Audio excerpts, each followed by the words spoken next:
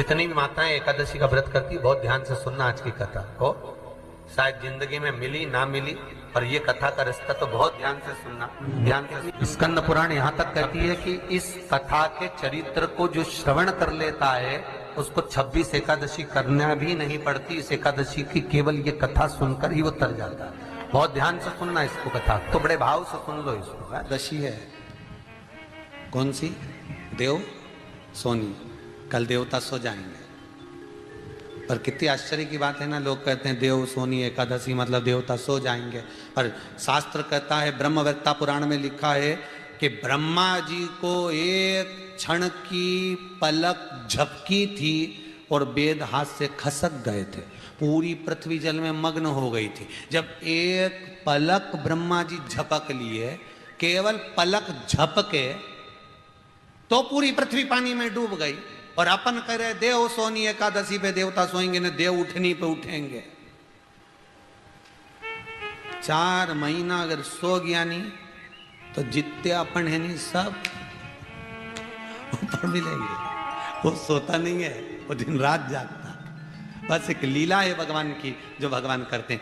अपना कार्यभार भगवान विष्णु अपना कार्यभार जब संभल नहीं पाता, देख लेते हैं अब मुझसे बना नहीं, तब भगवान अपना कार्यभार देवाधिदेव महादेव को दे देते हैं। कल ऑफिस में बही खाते पलटे जाएंगे। कौन से ऑफिस में? वो ऊपर वाले। कल भगवान विष्णु अपने सारे खाते शंकर जी को देंगे। अब जितने सिग्नेचर चलेंगे वो किसके चलेंगे? चेकबुक पे। बोलते जाओ जरा, शंकर जी के। तो 4 महीने में सबसे पहला महीना शंकर जी के हाथ में जो खाता आया, तो शिव जी ने कहा, इसलिए देवता प्रसन्न होकर अमृत की वर्षा करते हैं, इसलिए सावन में पानी बड़ा गिरता है। शिव जी बड़े प्रसन्न रहते हैं, आज मेरा खाता, अब मेरे सिग्नेचर चालू है। इसलिए कहते पहले महीने में ही, सावन में ही शंकर जी के इतना रिझालो कि सिग्नेचर करके चेक अपना लगाते, तुरंत चेक पास, तुम पास। बस इसलिए सावन सबसे पहला, फिर भादो, फिर कुंवार, फिर कार्तिक, ये सब बात। पर पहले में ही अपन को शुरू में ही अगर बढ़िया जो खाना है ना, दुल्हन के हाथ से, साहब रबड़ी बना ला बेटा, जा रसगुल्ला बना ला, जा ये बना ला है, बाकी के फिर बाद में तो बनाएगी, बेवकूफ़ भी बना सकती है, कोई जरूरी है कि भजिया ही बनाएगी है? वो तो पर शुरू में जब मान सम्मान आनंद, तो शिव पहले बार में अगर आपको दे रहे हैं तो श्रावण का महीना का आनंद पाओ। प्रेम से शास्त्र कहता है कि जितनी एकादशी होती है, 26 की 26 एकादशी का अगर आप वर्णन करेंगे, 26 की 26 एकादशी का यदि आप स्मरण करेंगे, तो एक एक एकादशी का अगर नाम स्मरण करें तो कितना कितना सुंदर। चैत्र के महीने में 2 एकादशी, कामदा पाप मोचन, बैसाख में 2 वरुथनी मोहिनी, ज्येष्ठ महीना अपरा निर्जला, आषाढ़ योगनी देवशवनी, श्रावण महीने की कामिका पुत्रदायिनी, भादो महीने की अजा परिवर्तनी, अश्विनी महीने की इंद्रा पापकुशा, कार्तिक महीने की रमा प्रबोधनी, मार्गशीर्ष मास की उत्पन्ना और मोक्षदा, पौष महीने की सफला और पुत्रदा, माघ महीने की परतिला और जया, फागुन महीने की विजया और आमल की एकादशी, अधिक मास की पद्मनी और परमा। कितने सुंदर नाम है। अब इस नाम से पहचान करो कितनी सुंदर नाम। अब नाम इतना सुंदर है तो एकादशी कितनी सुंदर होगी। अब एकादशी इतनी सुंदर होगी तो जिस दिन तुम व्रत करोगी एकादशी का, तो तुम कितनी सुंदर होगी। मतलब भगवान कितने प्रेम से स्वीकारेगा कि इसका हृदय कितना सुंदर है। ऊपर की सुंदरता मत देखो साहब, व्रत करने से भीतर की सुंदरता। अब पहले कथा में कहा कि क्रीम की चमक 15 दिन रहती है, अच्छे कर्म की चमक जिंदगी भर रहती है। कर्म की चमक देखना है हमें, क्रीम की नहीं। सबसे पहला नियम एकादशी व्रत का, सबसे पहला नियम है कि आप जिस दिन व्रत करो उसके एक दिन पहले भक्ति का संचार इस हृदय में कर लो। भक्ति का संचार इस हृदय में कर लीजिए। जिस दिन आप व्रत करो, जैसे एकादशी का व्रत कर रहे हो, तो दशमी के दिन शाम का समय जब आवे, रात्रि जब होने लगे, शाम का समय आवे और रात्रि का आप जब भोजन ग्रहण करो, तो उस भोजन में कोई ऐसा पदार्थ ग्रहण मत करिए जिस पदार्थ के कारण आपकी एकादशी बिगड़ जाए।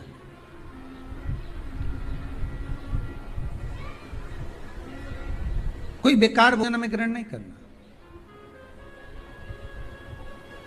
श्रेष्ठ भोजन ग्रहण करिए दशमी के। और एकादशी का दूसरा नियम बहुत ध्यान से सुनिएगा। जिस दिन आपकी एकादशी का व्रत हो, उस दिन प्रयास करिएगा कि अपने हाथ से किसी भी वृक्ष की कोई पत्ती टूटे ना। अपने हाथ से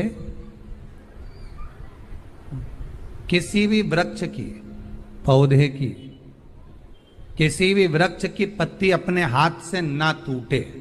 बहुत ध्यान दीजिएगा महाराज। एकादशी का ये दूसरा नियम है कि अपने हाथ से किसी पौधे की, किसी वृक्ष की, किसी डाली की कोई पत्ती टूटे ना, कोई पत्ती ना टूटे, इसका प्रयास करिए।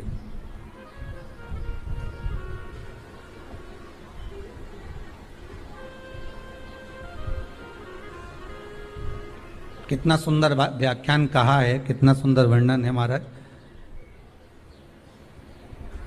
कि मात्र एकादशी का व्रत कर लेने पर,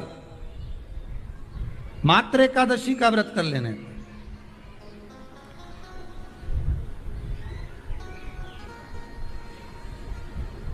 जो पूर्व में किया गया हमारा पाप कर्म है, हमने किसी जीव की हत्या करी है, हमने किसी को कष्ट प्रदान करा है, हमने किसी को अपशब्द कहा है, हमने किसी को ताने दिए, हमने किसी को आड़ा टेढ़ा कहा है, हमने किसी को गालियां दे दी है, मात्र एकादशी का व्रत ही कर लेने पर ये सारे जो दोष हैं वो समाप्त हो जाते हैं।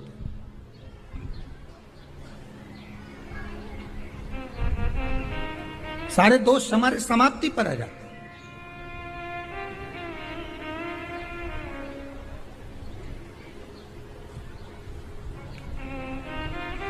अब एक विचार करिएगा थोड़ा सा अपने मन में, अपने चित्त में, अपनी वृत्ति में एक बात उतारिएगा। एक अपने मन में एक बात को उतार कर रखिएगा कि आप अपने पाप को, अपने पाप कर्म को जिस दिन क्षीण करने वाले हो, समाप्त करने वाले हो, अपने पाप को आप जिस दिन समाप्ति पर लेकर जा रहे हो, तो उसके एक दिन पहले आपको प्रसन्नता होना चाहिए कि नहीं होना चाहिए कि कल मेरा पाप कटने वाला है, कल मेरा पाप समाप्त होने वाला है, जो मैंने पाप कर्म करा है वो समाप्त होगा, जो मैंने पाप कर्म करा है वो कल समाप्त हो जाएगा। तो एक दिन पहले आपके चेहरे पर प्रसन्नता हो कि ना हो?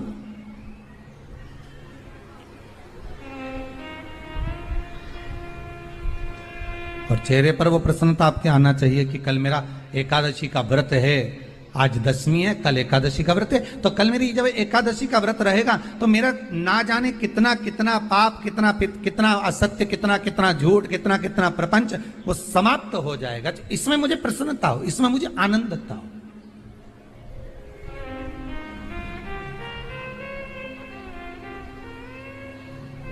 तो क्या कहा गया कि प्रयास करिएगा कि एकादशी के दिन कोई वृक्ष की, कोई डाली की, कोई कोपल की कोई पत्ती ना तोड़ी जाए।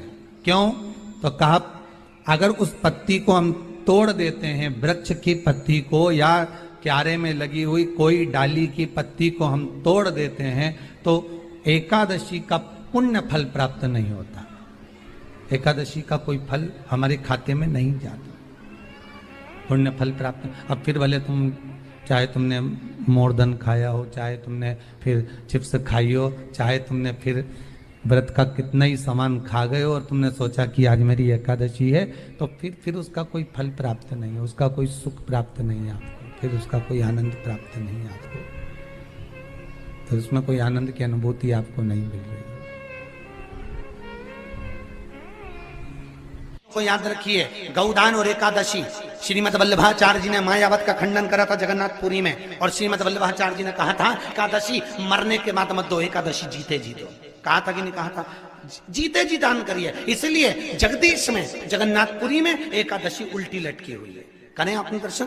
जगदीश में एकादशी को उल्टा लटकाया, क्यों? क्योंकि वल्लभ ने कहा कि एकादशी जीते जी दो। कई पंडितों कहते हैं तुम्हारे दादाजी मर गए, जब 12वें का दिन होता है ना तो पंडित जी संकल्प छुड़ाते हैं, देव एकादशी। बड़े बेटे ने 5 दे दी, छोटी बहू ने 3 दे दी, उसने 2 दे दी, उसने 2 दे दी। तो क्या तुम्हारे दादाजी भिखारी थे जो तुम्हारी एकादशियां लेकर जाएंगे? और तुम कौन होते हो दादाजी को एकादशी देने वाले? तुमने कौन सा इतने पुण्य कर लिए जो तुमने एकादशी दे दी?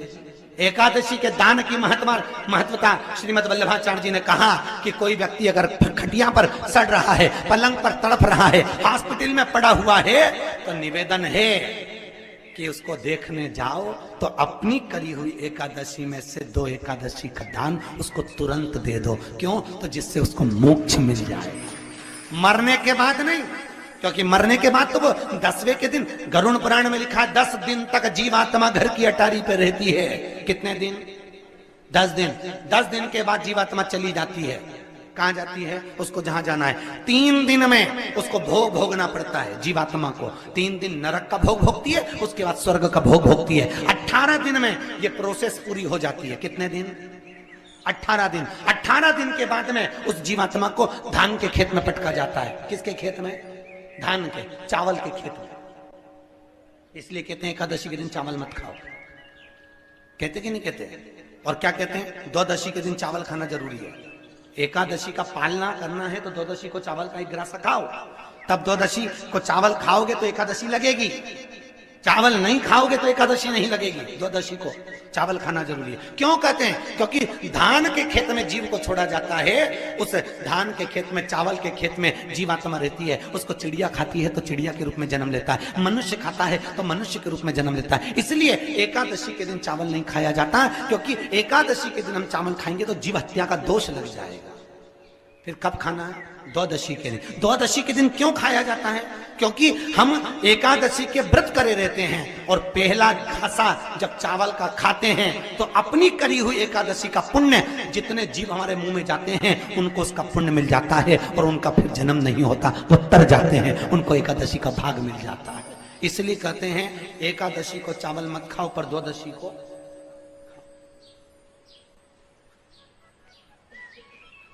खाइए। 10 दिन तक जीवात्मा है, और आपने एकादशी कब दान दी? बोलो जम के। 12वें के दिन, 13वें के दिन आपने एकादशी का दान दिया, वो मिली उनको? अरे बोलो अच्छे से। कई तो अभी तक कर रही होगी, हमारे दादाजी के निमित्त की कर रहा है, कर ले।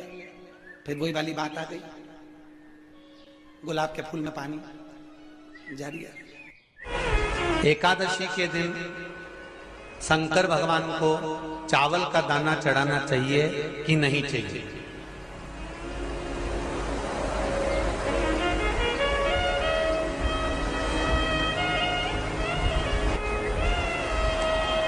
बीमार व्यक्ति से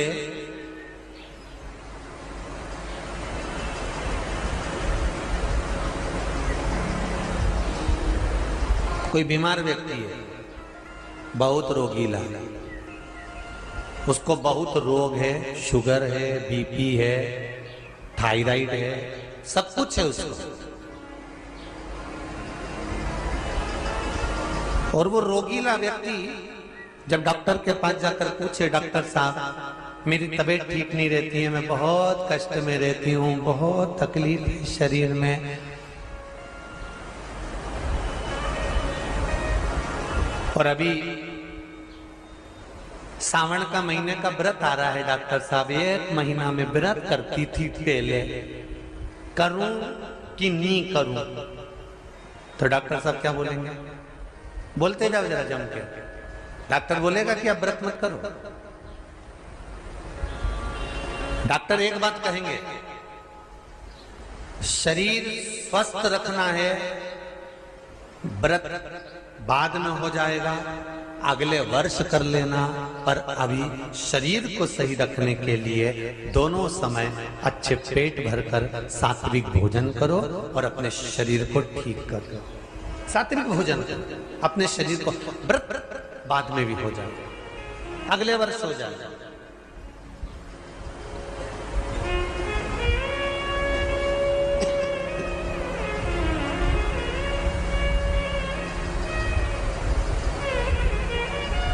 अभी तुम थोड़ा सवेरे 2 बिस्कुट ले लिया करो, सुबह नाश्ता ले लिया करो, भोजन ले लिया करो, फिर दोपहर में कुछ हल्का फुल्का लेकर थोड़ी थोड़ी देर में खाते रहना चाहिए हो।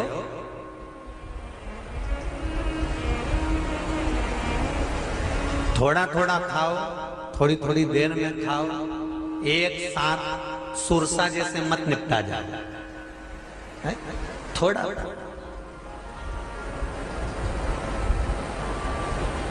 ज्यादा खाओगे और ज्यादा कमाओगे तो दूसरों को कष्ट नहीं होगा, कष्ट खुद को होगा।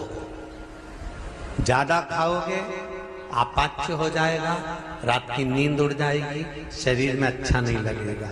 ज्यादा कमाओगे, रात की नींद उड़ जाएगी, दुनिया की दृष्टि तुम पर पड़ जाएगी और तुम्हारी रातों की नींद।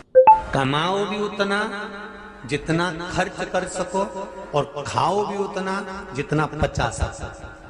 अति सर्वस्व वर्जक। डॉक्टर कहेंगे ये तुम्हारा व्रत जो है ना अगले साल कर लेना, इस साल मत करिए, इस साल तो आराम से भोजन वोजन करो तुम लोग, बढ़िया प्रेम से खाओ पिए। तो उसी तरह किसी ने पूछा कि चावल का दाना एकादशी पर भगवान शंकर को चढ़ा सकते हैं, चावल का दाना शंकर जी को चढ़ाते क्यों है, पहले तो वो समझ। बेलपत्री का तो महत्व आपको बार बार बताया कि बेलपत्री शिव जी को क्यों चढ़ाई जाती है, कहीं रोग के लिए, कहीं बीमारी के लिए, कहीं किस कार्य के लिए, कहीं कोई कार्य के लिए, कहीं कोई कार्य के लिए। चावल का दाना अगर हम शंकर भगवान को चढ़ा रहे हैं तो क्यों चढ़ा रहे हैं, उसका कारण क्या है। चावल का दाना शिव को चढ़ाने का केवल एक कारण रहता है कि चावल को अक्षत कहते हैं।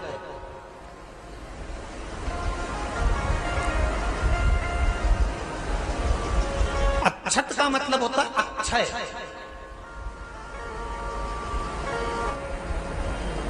उसका मतलब क्या होता है, अक्षय, जिसका कभी क्षय ना हो।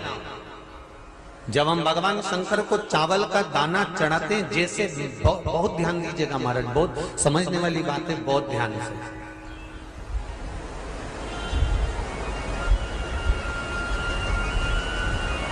चावल का दाना हमारे मस्तक पर तिलक करने के बाद पंडित जी क्यों लगाते हैं कि भगवान जैसा समय आज चल रहा है, आप पूजन कर रहे हो, पाठ कर रहे हो, दान कर रहे हो, पुण्य कर रहे हो, सत्कर्म कर रहे हो, भजन कर रहे हो, मेरा देव अधिदेव महादेव, मेरा नारायण, मेरा सत्यनारायण भगवान, मेरा राम जी, मेरा विष्णु जी, मेरा भागवत मैया, मेरी रामायण मैया।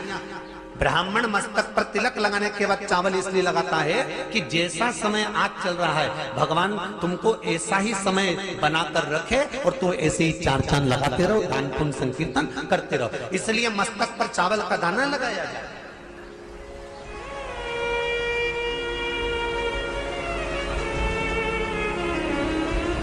कोई मर जाता है, मरने के बाद जब तक पगड़ी नहीं होती तब तक माथे पर तिलक, चावल का दाना लगाया जाता है। जम के बोलो जरा, नहीं लगाते। किसी पंडित जी से पूछो, ब्राह्मण देवता से पूछो, ब्राह्मण देवता ये कोई मर गया, और हमारा तो नियम है कि हम सिर पे तिलक लगाते हैं, चावल लगाते हैं, या पंडित जी से हम तिलक लगवाते हैं, मंदिर जाते हैं तो मंदिर में जाके तिलक लगवा के हम चावल का दाना लगवाते हैं। क्यों नहीं लगाते, उसका कारण क्या है। जब किसी के मरने के बाद 10 दिन तक, 12 दिन तक मस्तक पर तिलक क्यों नहीं लगाया जाता, 10-12 दिन तक माथे पर तिलक या चावल क्यों नहीं लगाया जाता, उसका कारण है कि ये जो समय आया है, तुम्हारे यहाँ जो गमी हुई है, तुम्हारे यहाँ कोई मर गया है, तुम्हारे यहाँ किसी के प्राण छूट गए हैं, तो ब्राह्मण इसलिए तिलक नहीं लगाता आपको, इसलिए चावल का दाना नहीं लगाता कि ऐसा दिन भगवान अब ना लाए, इसको अमर ना करे, इसको अक्षय ना करे, इसको प्रबल ना करे। और जब चावल का दाना तो यहाँ शिव महापुराण की कथा करी, चावल का दाना हम शिव जी को क्यों चढ़ाते हैं, भगवान को क्यों समर्पित करते हैं, भगवान की पूजन में अक्षत क्यों समर्पित करते हैं,